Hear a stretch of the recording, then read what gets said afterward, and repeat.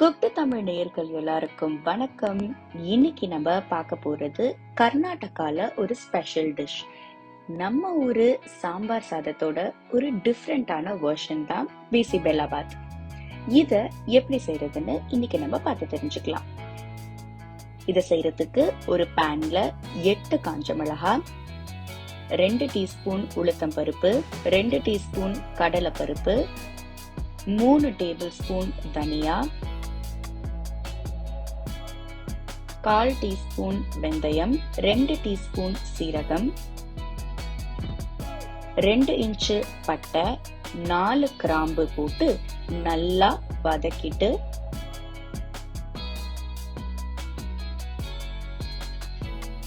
ரெண்டு table spoon துருவின தேங்காவை சேர்த்து வதக்கணும்.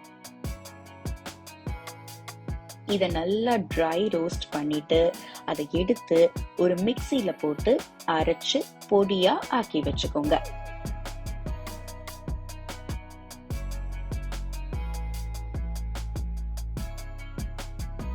ஒரு எலுமிச்சப்பழ சைஸ்ல புளி எடுத்து தண்ணி ஊத்தி ஊற வச்சு கரைச்சு எடுத்துக்கோங்க. அப்புறமா ஒரு குக்கர்ல 6 கப்பு தண்ணி ஊத்திட்டு அதுல 1 கப்பு துவரம் பருப்பு, அதோட 3/4 கப்பு அரிசியை சேர்த்துடுங்க. குக்கரை மூடி 4 விசில் வரைக்கும் பிரஷர் குக் பண்ணுங்க.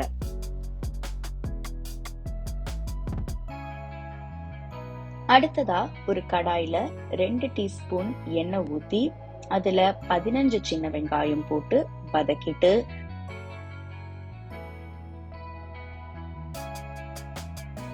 அதுல 2 தக்காளிய சேர்த்து வதக்குங்க.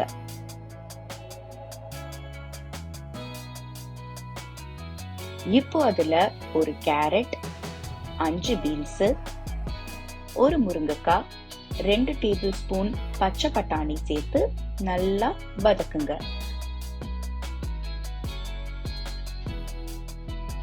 அப்புறமா அதுல தேவையான அளவுக்கு தண்ணி சேர்த்து மிக்ஸ் பண்ணிட்டு வேக விடுங்க.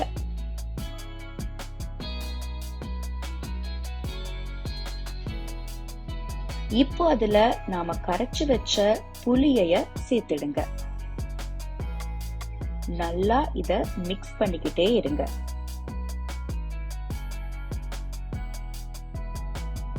அப்புறமா 1/4 டீஸ்பூன் மஞ்சள் தூள் சேர்த்துக்கோங்க.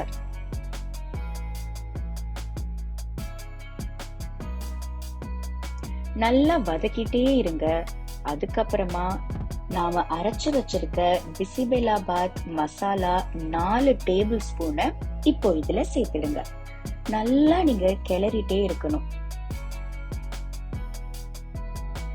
அதுக்கப்புறமா தேவையான அளவு உப்பையும் சேர்த்துட்டு மொத்தமா நல்லா கிளறிட்டே இருந்தீங்கன்னா காய் நல்லா வெந்துடும். இப்ப இதையும் எடுத்து வச்சுக்கோங்க. அடுத்து ஒரு பேன்ல 3 டேபிள் ஸ்பூன் நெய் சேர்த்துட்டு அதுல 1/2 டீஸ்பூன் கடுகு, 3 காஞ்ச மிளகாய், 10 கருவேப்பிலை, 10 முந்திரி, 1 சிட்டிகை பெருங்காயம் சேர்த்து வதக்குங்க.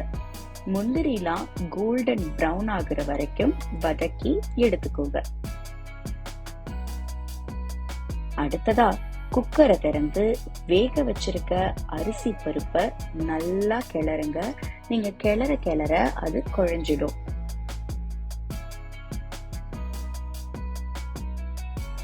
அப்புறமா நாம ரெடி பண்ணிருக்க காய இதுல சேர்த்துருங்க.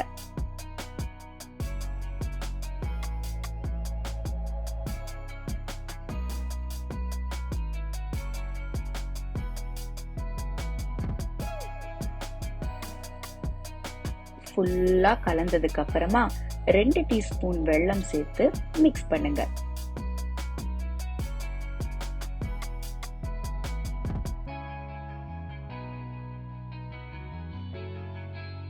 கடைசியா தாளிப்பையும் இதுல சேர்த்துட்டு ஃபுல்லா கிண்டி எடுத்துருங்க.